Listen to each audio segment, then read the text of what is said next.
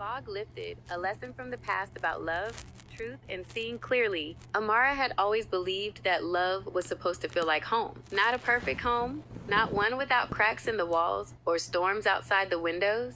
She understood that people came with histories, wounds, fears, and unfinished places. But she believed real love was the place where two imperfect people could say, I see you, I choose you, I believe there is more to you than your mistakes. For years, that was the prayer she carried quietly in her heart. Not the kind of prayer she shouted from a church pew, the kind she whispered while washing dishes, the kind she breathed while driving home after a long day, the kind she cried through when she felt unseen. God, she would say, I don't need perfection. I just want to experience real love. She closed her eyes one night, sitting on the edge of her bed. I want to know what it feels like to be deeply seen, deeply chosen, deeply loved. She wasn't asking for a fairy tale. She wasn't asking for someone who never made mistakes. She was asking for someone who could see her heart. What Amara didn't know was that sometimes God answers prayers differently than we expect. Sometimes He answers by giving us the thing we ask for. And sometimes He answers by revealing something that was already inside of us. When Jordan entered Amara's life, something about him felt familiar, not because she had known him forever, but because something about his spirit felt like a place she had been waiting to find. He was funny, thoughtful, protective, honest about his struggles. He wasn't without flaws, but Amara didn't expect him to be. One evening, they sat outside a small cafe after dinner, watching people walk by. You know what I appreciate about you? Jordan asked. Amara smiled. What? You don't make people feel like their mistakes are the only thing that matters about them. She looked at him. What do you mean? I've met a lot of people who remember the worst things someone has ever done, he said.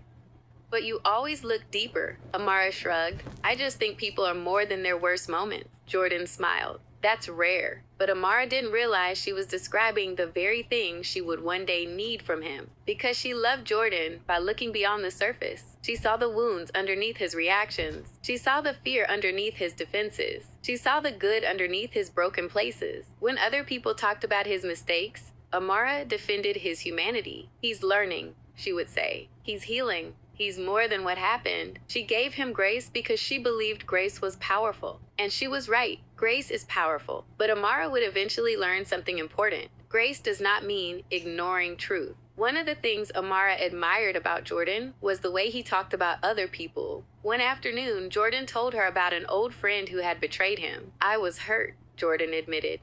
But I don't think he's a terrible person. Amara looked at him. After everything that happened? Jordan nodded. Yeah.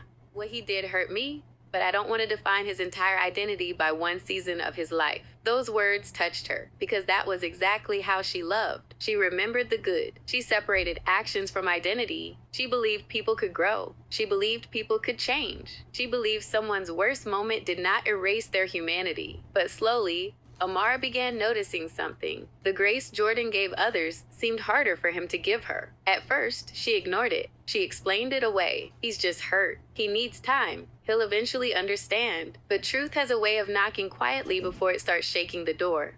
The conversation that changed everything happened on a quiet evening. Amara sat across from Jordan, her hands wrapped around a cup of tea that had already gone cold. Can I ask you something? She said. Jordan looked up from his phone. Of course. Do you see me? He frowned. What do you mean? Do you see my heart?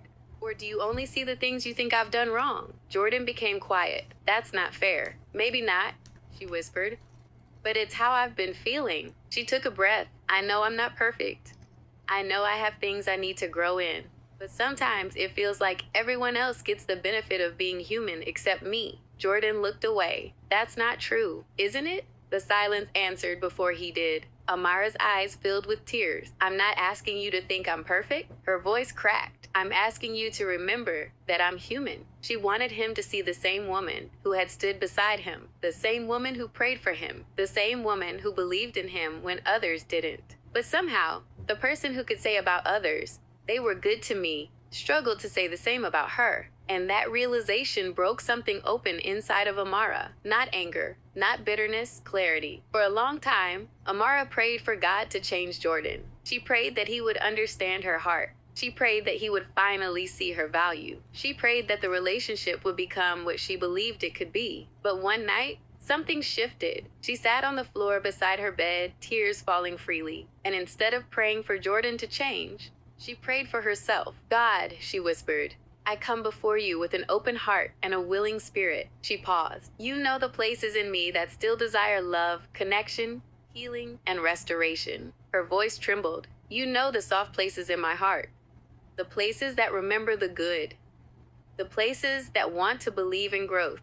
The places that sometimes want to open the door again because love once lived there. She wiped her tears. But Lord, I ask you for something greater than my emotions can see. She closed her eyes. Give me discernment. For the first time, Amara wasn't asking God to confirm what she wanted. She was asking him to reveal what was true. Help me not to only remember the moments that made me feel loved while forgetting the moments that taught me what I needed to learn. She breathed deeply. Help me see clearly. And then came the hardest part. Help me understand the difference between forgiveness and reconciliation.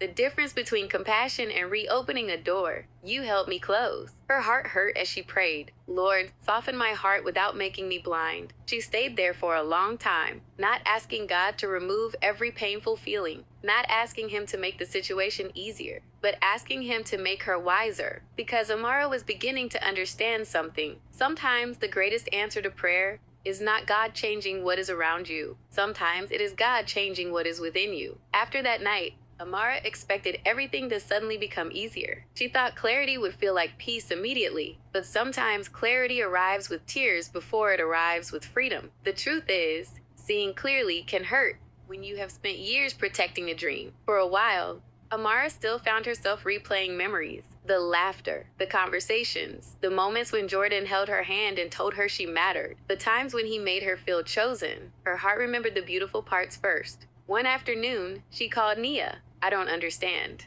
Amara said. Nia could hear the heaviness in her voice. What happened? I know what hurt me, Amara whispered. I know what I've been feeling, but I still miss him. Nia was quiet for a moment. Amara, missing someone doesn't always mean they're meant to come back into your life. That's hard to accept. I know, Nia replied. But sometimes we miss what something represented.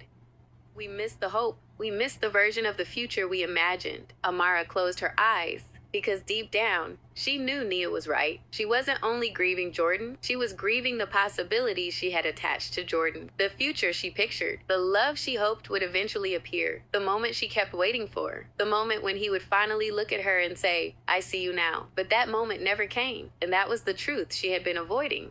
Months passed. Amara began noticing something changing inside of her. She stopped asking, why wasn't I enough for him to love me differently? And she started asking, why did I believe I had to prove I was worthy of love? That question changed everything. She realized she had spent so much time trying to convince someone of her value that she had forgotten God had already declared it. She had been waiting for Jordan to validate something heaven had already spoken. You are loved. You are worthy. You are chosen. You are mine. One evening, Amara opened her journal and wrote, maybe God wasn't trying to remove love from my life. Maybe he was teaching me what love actually is. She stared at the words because she finally understood. Love was not begging someone to see what they refused to acknowledge. Love was not abandoning yourself to prove you were loyal. Love was not carrying the responsibility of someone else's healing. She could love Jordan and still release him. She could forgive him and still protect her peace. She could honor what they shared without pretending the pain did not exist. One evening, Amara sat with Nia on the porch of her home. The sun was setting, painting the sky with shades of gold and orange. Nia looked over at her. You seem different. Amara smiled. I feel different. What changed? Amara thought about the question. I stopped asking God to make someone else see me. Nia nodded. And what are you asking now? Amara looked down at the journal in her lap. I'm asking God to help me see what he sees. Nia smiled softly. That's a powerful prayer. Amara nodded. It's a scary one too. Why? Because when you ask God for truth, you have to be willing to accept the answer. Nia reached over and squeezed her hand. That's where courage comes in. Amara smiled. She knew she wasn't walking away because she stopped caring. She was walking forward because she finally cared about herself too. Months later, Jordan reached out. The message was simple. "Can we talk?" Amara stared at the screen. The old version of herself would have responded immediately. The old version of herself would have wondered, is this my chance? Is this the moment everything changes? Is this the answer I prayed for? But something inside of her was different now. She didn't respond from longing. She responded from wisdom. Yes, we can talk. When they met, Jordan looked different, more reflective, more humbled. "I've been thinking about a lot," he said. Amara listened. "I realized I was harder on you than I was on other people." She stayed quiet. "I gave grace to everyone else, but I struggled to give it to you." Amara looked down. "That hurt," she admitted. Jordan nodded. "I know." And for the first time, he wasn't defending himself. He was acknowledging that mattered. But Amara had learned something important. An apology is meaningful. Growth is meaningful, but wisdom also looks for evidence. She no longer needed promises to feel secure. She needed truth. She needed consistency. She needed actions that matched words. "I forgive you," she said. Jordan looked surprised. "Thank you, but forgiveness doesn't mean I go back to pretending nothing happened." He nodded slowly. "I understand." And Amara realized something beautiful. Her heart had stayed soft, but her vision had become sharper. She didn't become cold. She became clear. She finally understood that forgiveness was not the same as returning. Compassion was not the same as ignoring wisdom. And love was never meant to require her to abandon herself. Years later, Amara sat with friends who came to her for advice. People often came to her when they were standing at the crossroads she once stood at. They came carrying questions. Questions about love. Questions about purpose. Questions about whether they were holding on because of faith or because they were afraid to let go. One woman named Talia sat across from Amara one afternoon, tears filling her eyes. "I don't know if I should stay," Talia said. "I keep asking God for an answer." Amara reached across the table and held her hand. "Sometimes we ask God for an answer," Amara said gently, "but secretly we hope he confirms what we already want." Talia looked down. "So what do I do?" Amara smiled softly. "Ask him for truth. Even if it hurts," Amara nodded. "Especially then." She took a deep breath, because God's truth may challenge your comfort, but it will never destroy your purpose. Talia looked thoughtful. "What happened when you asked God for truth?" Amara looked out the window. "He changed my vision." "What do you mean?" "I thought the miracle would be that my situation changed." She smiled. "But the miracle was that I did." Amara finally understood what faith really meant. Faith was never pretending pain wasn't real. Faith was never ignoring what God was revealing. Faith was not saying, "Nothing is wrong." Faith was saying, "Something is wrong, but my God is greater." Denial hides wounds. Faith brings wounds to the healer. Denial refuses to look. Faith looks honestly and still trusts God. She realized that sometimes God answers prayers by changing circumstances, but sometimes he answers by changing the person praying. Sometimes the first miracle is not the door opening. Sometimes the first miracle is finally seeing why God allowed the door to close. Amara's vision sharpened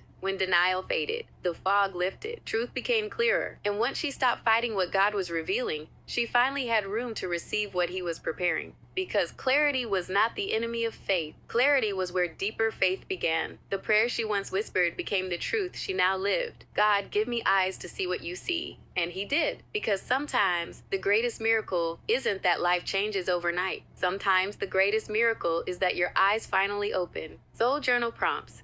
Sitting with the truth, God reveals. Where have I been asking God for clarity while secretly hoping he would confirm what I already wanted? What truth have I been avoiding because accepting it would require me to make a difficult decision? Am I loving someone from a place of peace and wholeness? Or am I loving from a place of hoping they will finally choose me? What has this experience taught me about the love I give, the love I receive, and the love God desires for me? If I completely trusted God with this person, this relationship, this opportunity, or this season, what would I release and what would I surrender? Affirmations for the heart that is learning to see clearly. I do not have to chase what God has already ordained for me. I can love someone deeply and still choose wisdom, boundaries, and peace. I am not defined by someone's inability to recognize my value. God is not taking love away from me. He is teaching me what real love looks like. I trust God to reveal what is true, remove what is false, and guide me into what aligns with his purpose for my life. I can forgive without reopening doors that God has closed. I can have compassion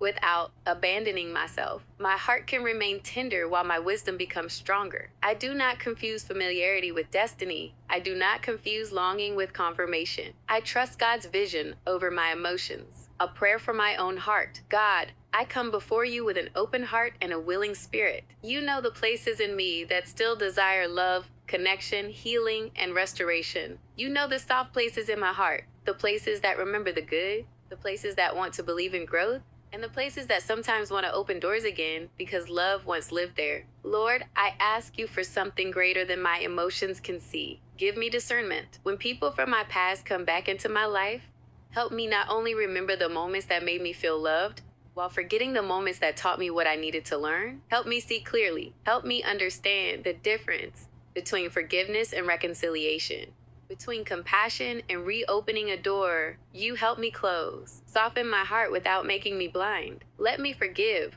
without returning to places that wounded me. Let me love without abandoning myself. Let me have grace without losing discernment. Show me what is healed and what is only familiar. Show me what has truly changed and what is only being repeated. Show me what deserves another chance and what was a lesson I was meant to carry forward. Remove every illusion that keeps me attached to what you are asking me to release. Teach me not to confuse history with destiny. Teach me not to confuse love with responsibility for someone else's transformation. If a door is meant to reopen, let it reopen with truth, accountability, humility, and evidence of growth. And if a door is meant to remain closed, give me peace with that too. Give me eyes that see clearly. Give me a heart that loves wisely. Give me courage to follow your guidance, even when my emotions pull me toward what is familiar. Let my vision sharpen. Let my heart remain tender. Let my wisdom become stronger. Amen.